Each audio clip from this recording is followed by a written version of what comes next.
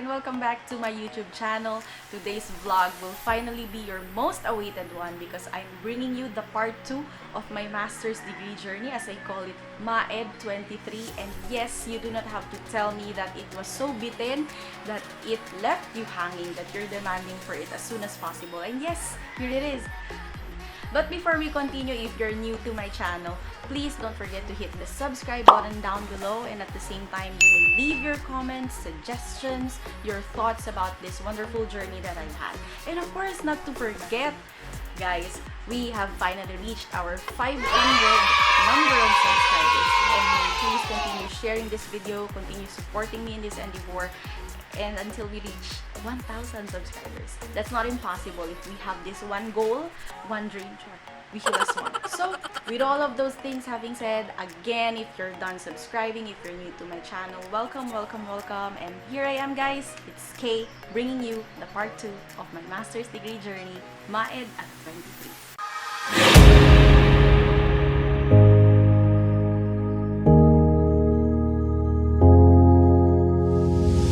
Part 2 begins with my final defense. So you've already watched my previous vlog telling you as to how it all began, where it all started.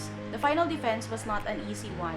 If you're going to tell me, based on your comments and your chats to all of my subscribers there who chatted me about the journey was not easy at all. Yes, it wasn't, but the final defense was more challenging. Hello everyone! We're almost there. Dumaan lang kami bibili ng breakfast ng aking poging magde-defense. So yes, we'll be back at 2:30.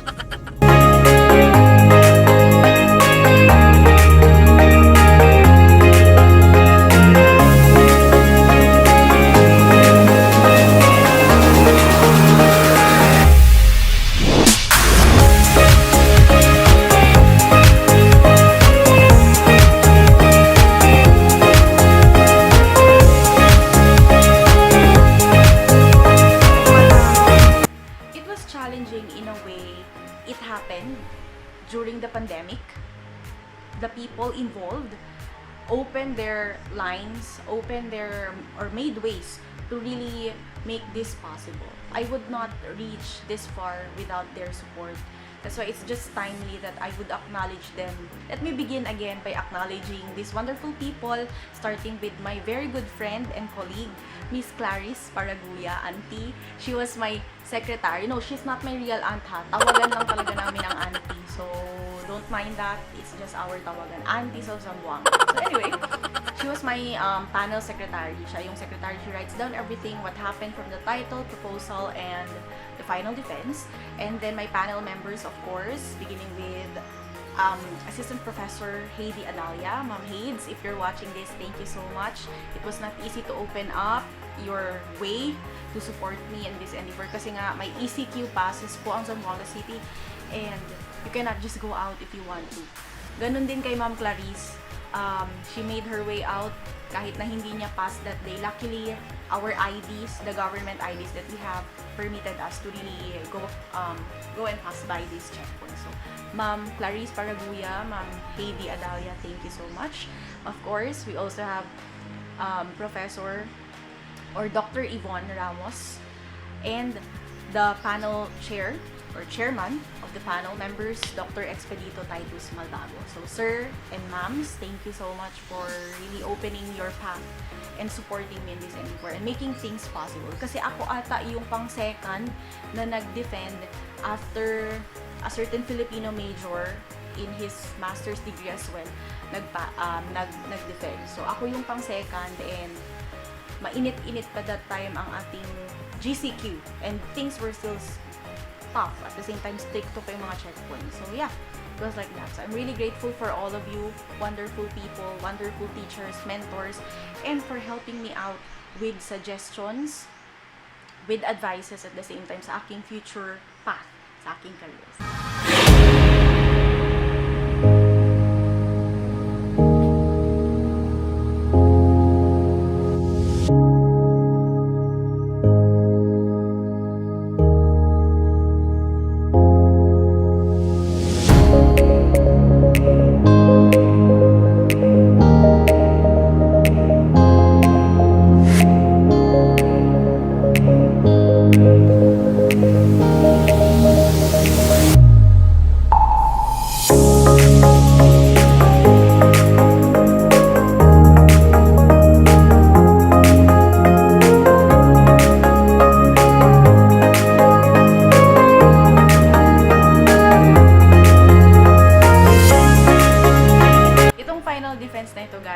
should have been kept private pa rin.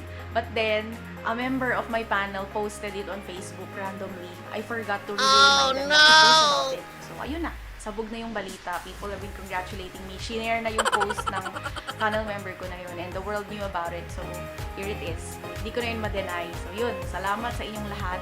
All the wishes, great wishes that you have for me. The wonderful words that you had for me. I'm really, really thankful for all of the wonderful congratulations that you've written on my Facebook wall, the comment box. Thank you so much.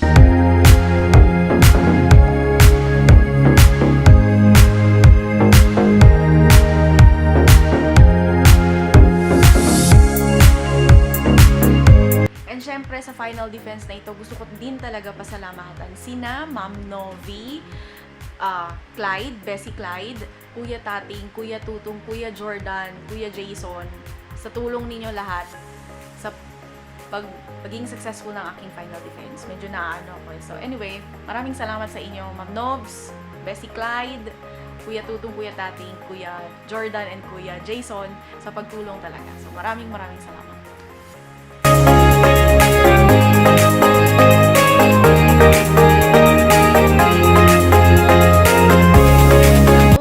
To acknowledge the mentors I have mentioned just a while ago, but I'd like to really give this part of the vlog to my wonderful family, starting with my parents for always being there for me no matter what, supporting me, si daddy cutting the papers, filing everything that's needed to be sent out to my panel members, my mom for the moral support, asking me if I have prepared things, if things are done neatly and all, my brother Sean, and of course my brother, another brother, the second one, comes after me, kasi yung eldest, Ping, of course. You know, during this final defense, ayaw niyang sumama sa school dahil nga wala siyang ECQ pass. And the pass that was given to our barangay is A. So, letter B. That happened on a Tuesday. Natural, hindi kami pwedeng lumabas. But then, pwedeng lumabas.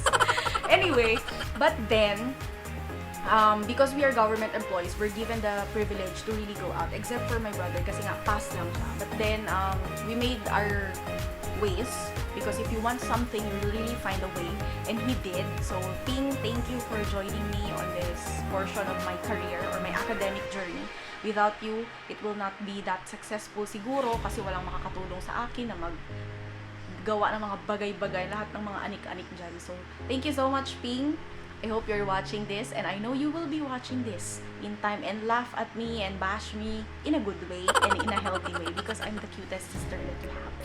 And of course, taking this chance to also thank the one and only beautiful advisor that I have, Dr. Claire Agana Madrazo. Ma'am Claire, if you're watching this, I'm grateful since day one. Since day one na tinanggap mo ako maging advisee mo sa thesis until the very last day, until magkita tayo every single day sa university. Thank you so much. Since our MOOC times, nung college ako, nung MOOC nga, and ngayon na colleagues na tayo and advisor kita sa thesis, you never hesitated to open your doors for me. So thank you for always being a hands-on, not a mom alone, but as a friend, a sister, a mother, lahat-lahat na, Ma'am Claire. Thank you so much.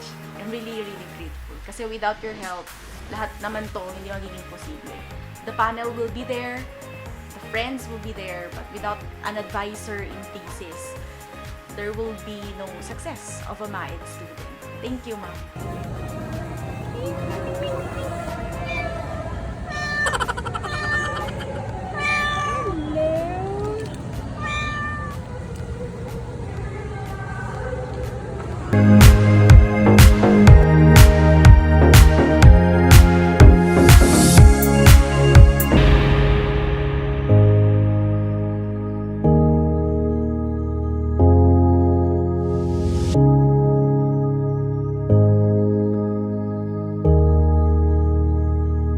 After the final defense, we had our mini lunch, and you can see wala dito ang aking parents because they were at work at that time.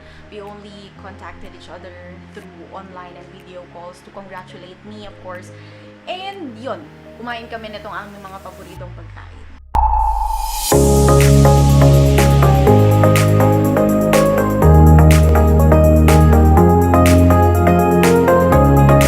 We're finally done with all of the defenses, and I already already have it, but wala pang graduation, di ba? And I have to already prepare and go forth to the different requirements that I needed to comply. So, hindi ko na i-elaborate, but I had requirements after the defense finished. May mga requirements akong kinomply, and yes, I did it already, except for, I think, 3. The hardbound, yung aking libro, the graduation pictorial or with the toga, and the birth certificate. Hindi ko kasi dala on the day of my defense, so hindi ko na-surrender agad sa aming registrar.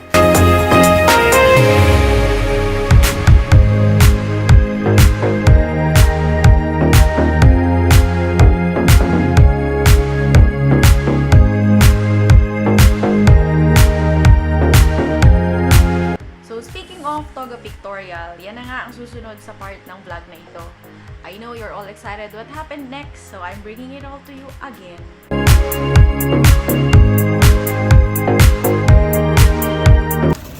Hey guys, I got my toga.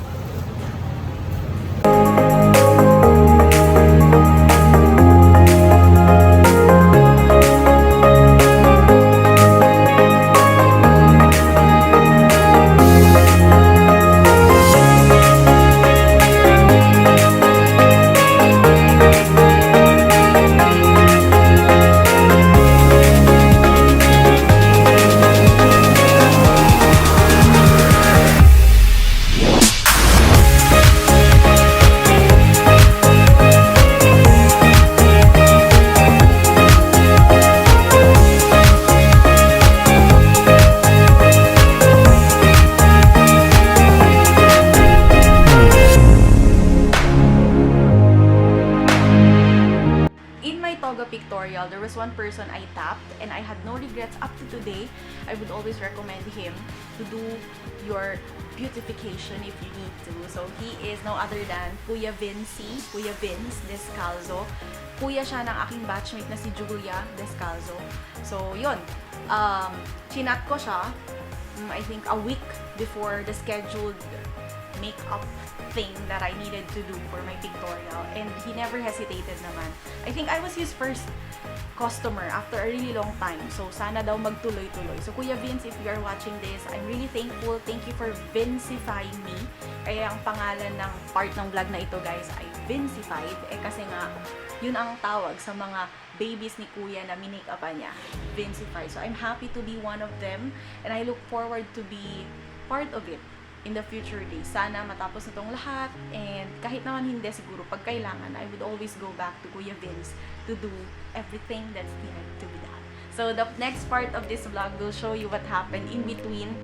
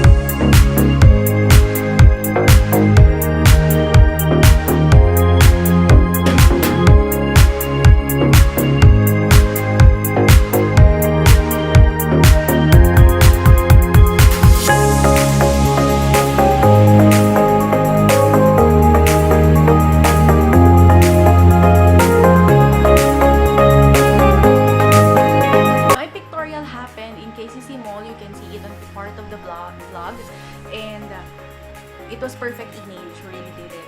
before I had these things done, I really did my research kasi gusto ko lahat planchado when I do it. And you know what? Itong pictorial na nangyari ay sobrang sama ng panahon that time. It was June 1st. So, napaka-ano no? On the 1st of June, Monday din na Monday, guys, nag-pictorial ako. Pero yun ang sama ng panahon. But because of my mom, because of my brother who were there for me, and my dad, of course, who went all the way talaga to be with us in the pictorial. Although hindi sila kasama sa official picture, syempre naman, ako lang naman yung magpapas ng TOR, diba? So, picture ko lang. They were really there to support me. I'm really grateful for your time. Lalo na sa'yo, Ping, kahit anong mangyari, lagi kang nandyan para sa akin. So, I'm really, really grateful.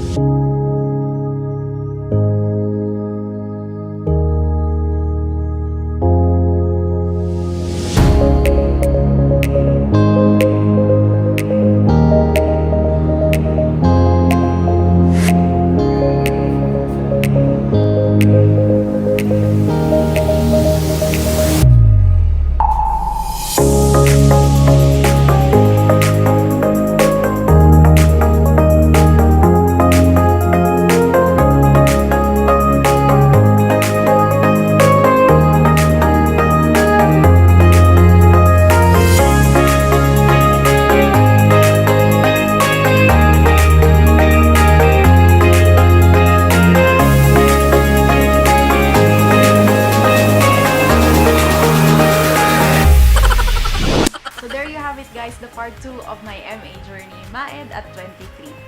And as we go along, again, happy 500 subscribers to all of us, Team Kharylleology. I hope you're going to continue to support me in my endeavor as these vlogs continue. And of course, as a surprise message for everyone, I will be having my giveaway, which will happen on my Facebook. Please continue following me on that platform. I will be announcing all the mechanics involved there. Stay tuned. I would just like to take this opportunity to also thank the people who have chatted me, my friends, my former classmates in college, who expressed how inspired they were after watching the part 1 of my vlog. I hope na itong part na ito ay nakapag-inspire sa inyo muli. And always remember that you can always do it if you want to. If you have the will to do what you want to do.